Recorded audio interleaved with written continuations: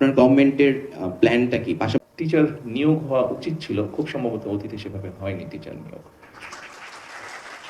প্রথমত আমি একটু কৃতজ্ঞতা প্রকাশ করতে চাই যে আমি নিজের ক্যাম্পাসে দাঁড়িয়ে প্রধানমন্ত্রী স্যারের কাছে আমার কনসার্নগুলো শেয়ার করতে পারছি।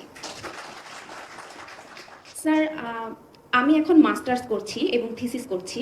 আমার শুরু থেকেই গবেষণায় অনেক আগ্রহ ছিল। তবে আমি ঢাকা ভার্সিটিতে, এটা তো আমরা সবাই জানি যে এটা one of the most influential universities, বা সবচেয়ে ভালো হিসাবে হয়তো বা কনসিডার করা হয় অনেক সময়। তবে আমি শুরু থেকে একটা প্রবলেম বা চ্যালেঞ্জ যেটা ফেস করেছি, যে আমাদের রিসার্চের ব্যাপারে বা গবেষণার ব্যাপারে আগ্রহ থাকলেও আমাদের এটার জন্য যে আনুষঙ্গিক বিষয় আশয় আমাদের দরকার, বা আমাদের যে মানসম্মত যে ডাটাবেসগুলো যেমন স্কোপাস বা ওয়েব অফ সায়েন্স, যেগুলো থেকে হয়তো বা আমরা ইনফরমেশন অ্যানালাইসিস করতে পারি বা রিসার্চ গ্যাপটা আইডেন্টিফাই করতে পারি, সেগুলোতে আমাদের অ্যাক্সেস নেই। এছাড়া আমাদের অ্যানালাইসিস টুলগুলো সম্পর্কেও সেভাবে ট্রেনিং বা অ্যাক্সেসের সুযোগ নেই। এটা ছিল আমাদের প্রথম চ্যালেঞ্জ। এবং দ্বিতীয়ত যেটা, যে আমাদের ইন্ডাস্ট্রি ডাটা কালেকশনের জন্য ইন্ডাস্ট্রি স্পেসিফিক যে ডেটা আমাদের দরকার, যেগুলো থেকে হয়তো আমরা আমাদের ফাইন্ডিংসগুলো বের করতে পারতাম, সেখানে আমাদের অ্যাক্সেস নেই। মোস্টলি আমাদের ডিপার্টমেন্টে থিওরিটিক্যাল বা মেথোডোলজিক্যাল বিভিন্ন নলেজ আমাদের সাথে দেওয়া হয়, কিন্তু প্র্যাকটিক্যালি যে ইনসাইটগুলো আমাদের দরকার, যেগুলোর উপর আমরা অ্যানালাইসিস করতে পারি, সেই ব্যাপারে আমাদের তেমন কোনো সহায়তা নেই। তবে ব্যক্তিগত পর্যায়ে আমার ডিপার্টমেন্টে আমাদের টিচাররা কিছুটা সহায়তা করেন, তবে লার্জ স্কেলে সকল স্টুডেন্টকে হয়তো বা এই ব্যাপারে ইনক্লুসিভ ফিল করানো যায় না বা ইনক্লুড করা যায় না। আমি 31 দফায় দেখেছি বিএনপি যে 24 নম্বর পয়েন্টে গবেষণা ক্ষেত্রে আরও উন্নত কিভাবে করা যায়, সবাইকে ইনক্লুড করা যায়, এই ব্যাপারে একটি পয়েন্ট আছে, এবং জিডিপির 5% শিক্ষাক্ষেত্রে ইনভেস্ট করা হবে, এই ব্যাপারটি আছে।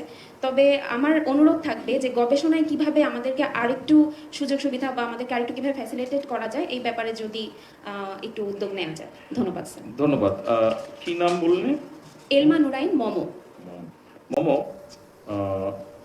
প্রশ্নটার একটা পার্ট খুব সম্ভব বোধহয় ভিসি সাহেব ভালো দিতে পারবেন। আচ্ছা, তবে আমি যতটুকু পারছি আমি সেটা বলছি। যেমন আজকে সকালে কিন্তু আমি বলেছিলাম আমার বক্তব্যে, যেখানে যেটা আমি উপস্থাপন করেছি, আমি এইভাবে বলেছি যে আনফর্চুনেটলি হলেও, ব্যাপারটা আনফর্চুনেট, বাট ঢাকা ইউনিভার্সিটির বলতে আমরা যা বুঝি, স্বাভাবিকভাবে ইউনিভার্সিটির আনফর্চুনেটলি ইন্টারন্যাশনালি র্যাঙ্কিং এর মধ্যে পড়ছে না। র্যাঙ্কিং এর মধ্যে না পড়ার বোধহয় অন্য একটা মূল কারণ হচ্ছে যে আমরা এখানে যেভাবে আসলে টিচার নিয়োগ হওয়া উচিত ছিল, খুব সম্ভবত অতীতে সেভাবে হয়নি টিচার নিয়োগ।